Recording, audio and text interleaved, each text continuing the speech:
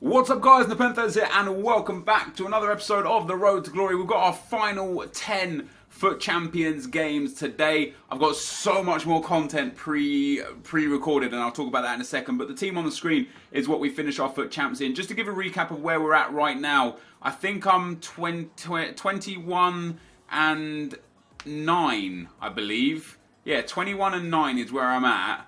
I was 11 and 1. Then 17 and 7, then 21 and 7, now 21 and 9, and I just lost the plot. So if I'm 21 and 9, I've got 10 games left. I just need 8 wins out of the 10 to be able to make it to Elite. Obviously, 7 wins not quite enough. 7 wins will take me to 28. And what you're going to see here today, again, a spoiler alert, I kind of just tell how the gameplay goes so I can talk about it before getting into the questions. Spoiler alert is, I end up losing 3 consecutive games at the start of this episode before winning 7 consecutive games. But not only did I lose 3 consecutive games here, I lost 2 at the back end of the last episode. I lost 5 in a row in FUT Champs, which isn't only the first time I've lost 5 in a row in FUT Champs. It's the first time I've lost 5 in a row in any FIFA ever in my entire life. I have never gone on such a destructive loss streak before. And I don't know what to... I was getting frustrated because I was playing good FIFA and I was losing games to guys that I just couldn't... I just couldn't score, basically. I was really struggling to get the ball back, to get the ball in the back of the net, sorry. And I was just conceding the most garbage goals, and not because of my opponents and not because of anything else, but just because I was playing stupid. And what I was coming up against was a lot of this. A lot of people just... like, he was there for like the last 5 minutes. I ended up not even trying because it gets to a point where it's like... I might have won the ball back, but because he's on part of the bus, for me to get in, score, and then win the ball back again, get in, and then score again with just 5 minutes left was next to impossible. And this is something we've spoken about before, and I do want to speak about again. Shielding needs to be nerfed, and part of the bus needs to be nerfed, or EA need to offer an alternative to allow people to counter it. And I've explained this before, and I tried to explain this on Twitter. When I complain about part of the bus, I don't complain because my opponent uses it. They use it because it's in the game. I don't use it because I'm not very good at using it. I don't play part of the bus because when I'm under pressure, I perform worse. That guy, as you can see, actually probably deserved to win the game. That's one of those games where I deserve to lose the game. That's fair and square.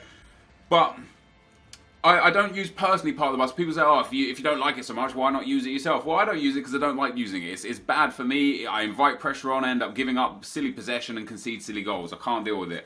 So I don't use it. But in real life, if someone was standing in the corner, like that guy was standing in the corner there, he would have bodies around him. And they're able to like ease him off the ball, get a foot around and a foot in and steal the ball back. On FIFA, you cannot do that.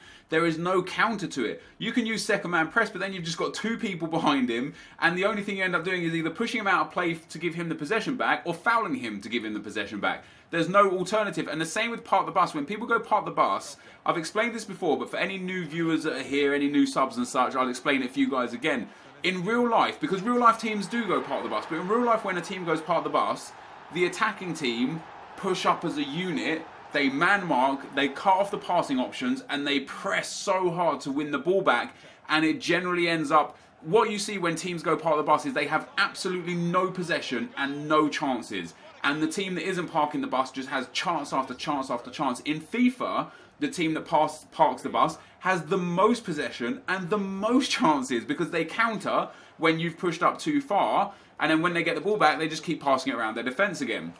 The reason why this is a problem is because in real life, you can counter it. In FIFA, the most you can do is use manual press and press with the person that you're controlling. You can use second man press, which brings a second person to chase the ball down. So that's 2 of your 11 players pressing his 8 to 10 people in the defence.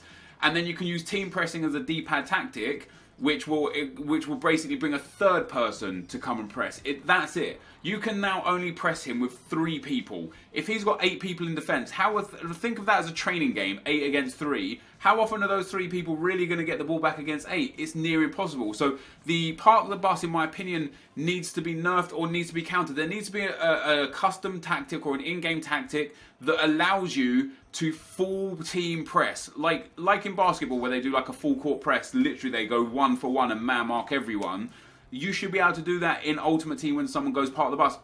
Because what you will see happens is you'll have your attack that will press up, and will press the back line, your midfield will be standing in an advanced area and your defence will be standing on the halfway line. But they will just be standing on the halfway line, like literally like standing there, like, God, I hope we get, hope something happens soon. They don't do anything, and that's the problem. In real life, those defenders would push up, they'd mark out, they'd press the ball and try and win it back. But in FIFA, that just doesn't happen. So that's why I get angry or upset or frustrated at people using part of the bus. Not because they're using part of the bus, because they're entitled to play the game how they want, but more to the fact that I can't counter park the bus. And not just me, anyone, everyone.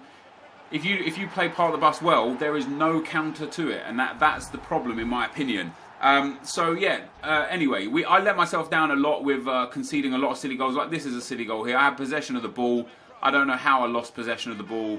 It's just stupid defending. It really is. I've edited back all this footage, and I left myself bemused, sitting there thinking, like, how have I conceded some of these goals? Because it's just really poor play from me.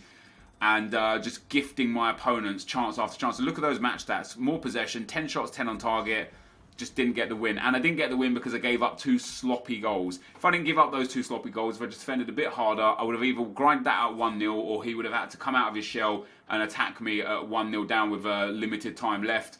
And that would have ended up causing me to score more goals. So I let myself down a lot. I'm trying to like rectify that. I'm trying to like look at my gameplay and figure out exactly what's wrong, so I can adapt and change that to be able to get better at FIFA. But at this point in time, I believe we were 21 and 11. So if we lost this, it would have been no more elite for us. I did lose it, so we go 21 and 12. Do you know how horrendous that is as a record in FUT Champs for someone who's gone elite consistently, to now possibly finishing outside of Gold 1. I was literally sitting there at 21 and 12. I thought, you know what, I might not make Gold 1 the way I'm playing. 5 losses in a row, it might be game over. Fortunately, I managed to bang out 7 wins on the spin and went 28 and 12. And 28 and 12 is respectable. It's 1 win away from elite. Elite obviously is fantastic. For me personally, 30 wins is kind of what I'm looking for every weekend. 3 wins to a loss, I think, is a good enough ratio, especially with the team I've got. Unfortunately, this weekend and last weekend, I didn't manage to make that, and that's very disappointing. Now, as for some questions, Avinash Prabhu says, "Hey Nep, great vids, been following you for some time now. Just a humble thought that you must try commentating in FIFA tournaments like DreamHack. I was following DreamHack, no offense to the current commentators, they lack knowledge about the game mechanics and lack some basic info about FIFA 17.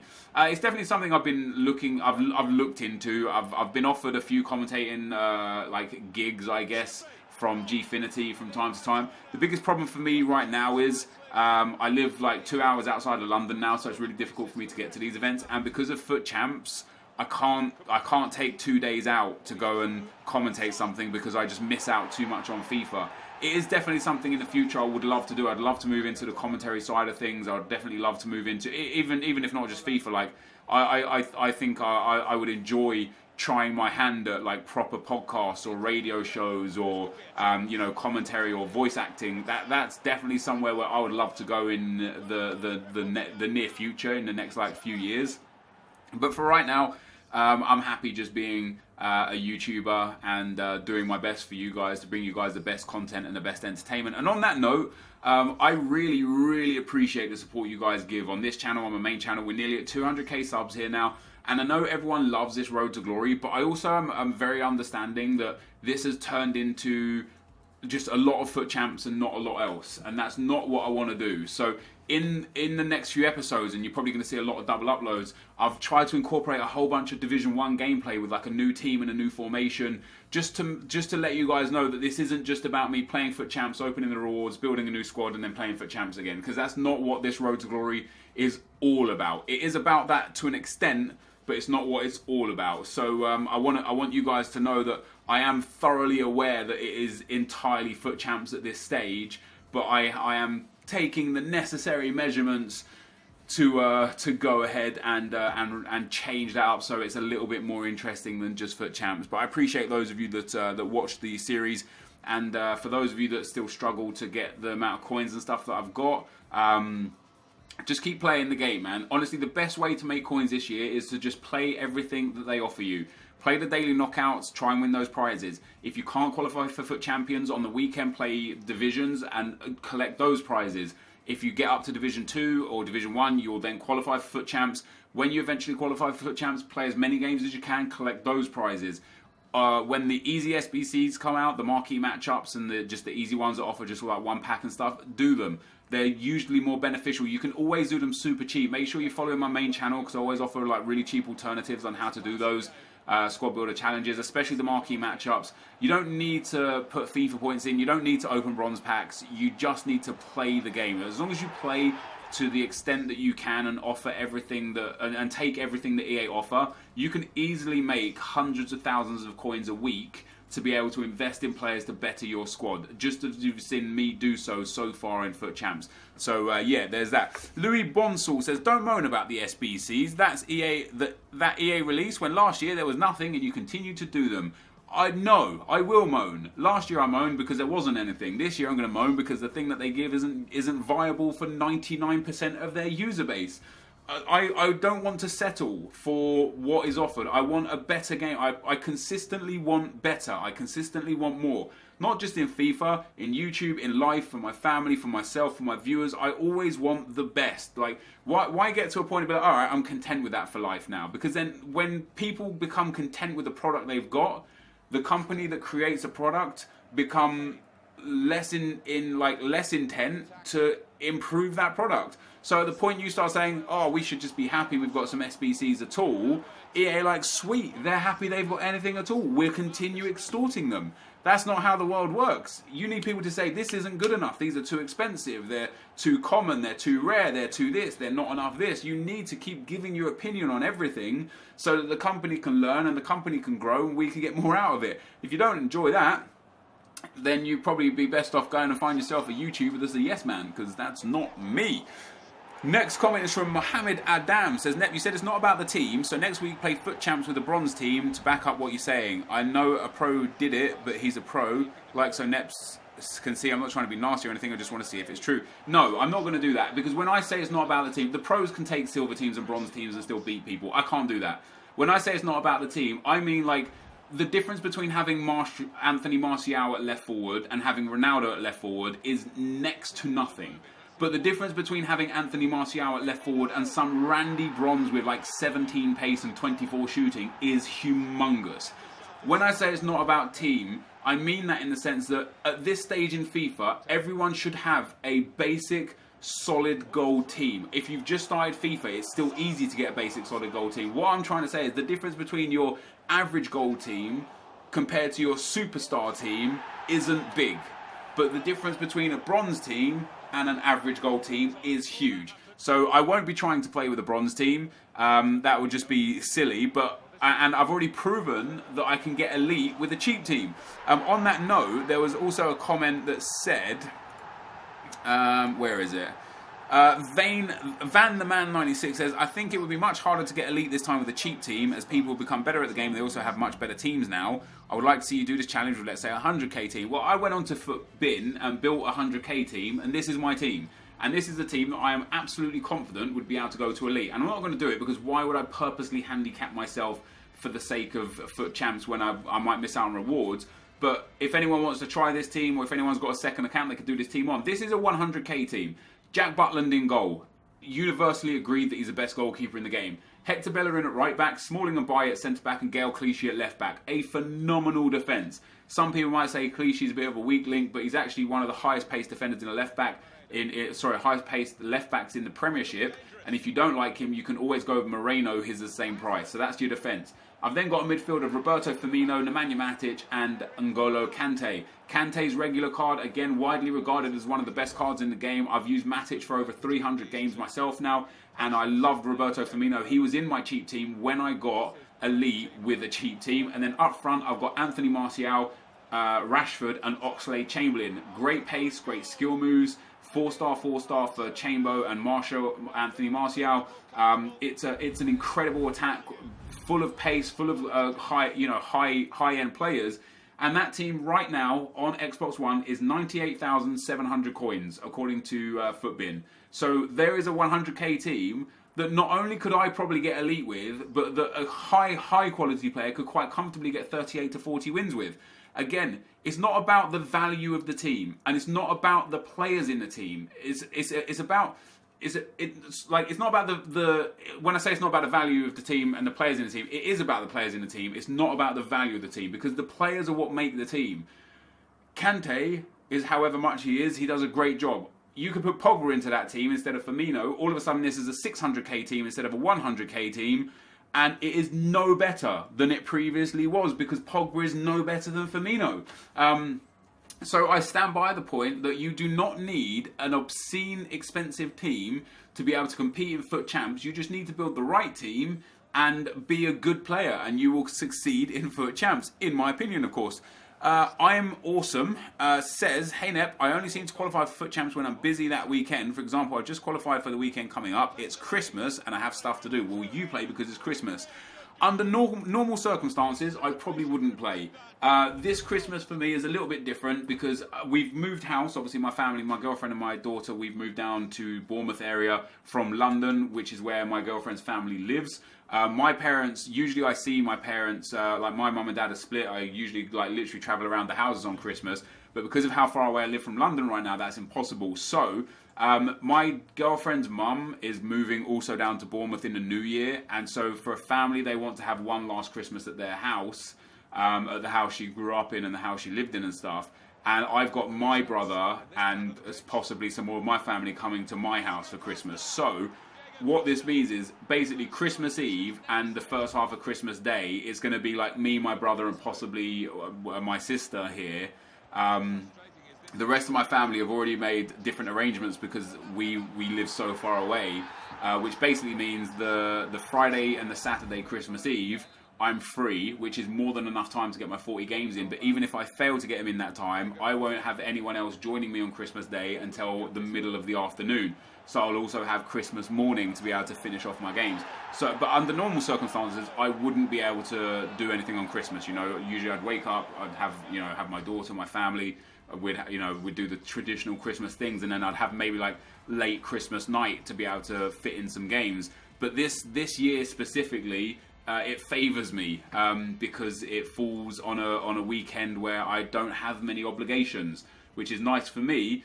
And next year, I don't think it falls on a weekend. So again, that's going to be an easy, if FUT Champs is still around, if I'm still a YouTuber, I'm going to be able to play FUT Champs next Christmas too.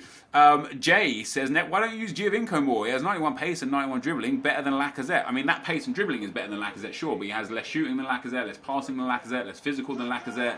Like, this game isn't just about pace and dribbling, but the main reason why I don't use Giovinco more is because I don't like really tiny players, and he is really tiny. He is good, don't get me wrong. He's done a lot of great things for the club, but he's so small. Like, when I look at my options on the bench, when I make subs, I would always favour someone like Depay or Walcott or Sterling, and I know Sterling's super small as well, or Heung-min Son over Giovinco, just because of how small Giovinco is. And the reason why I don't start him is because there are no reasonable alternatives to put right forward from that league that will do a good job like Fekir does with Lacazette, or like Walcott does when I have Costa or Rashford up front, basically. So that's why I don't use him. He just doesn't fit into my team.